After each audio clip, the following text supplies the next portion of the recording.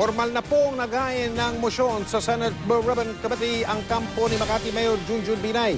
Ipinatitigil nila ang pagdinig sa umano'y overprice o sobrang patong sa presyo ng Makati City Hall Building 2. Giit ni Binay, nakasaad sa mga patakaran ng Senado na ang tinatawag na committee at large at hindi ang isang subcommittee na pinamumunuan ni Senador Coco Pimentel ang dapat magpasya sa kanyang tinatawag na jurisdictional challenge. Una rito ay ibinasura ng Blue Ribbon Subcommittee ang motion ni Binay.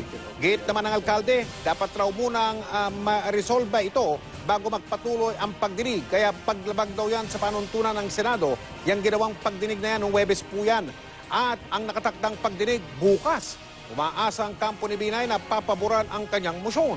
Kung hindi naman daw, handa rin nilang subukan ang iba pang mga remedyo na naaayon sa batas.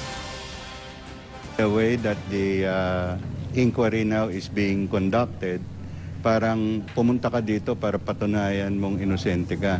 Baliktad po ang nangyari. So yun ang isang right na nababiolate. The other right is to be informed.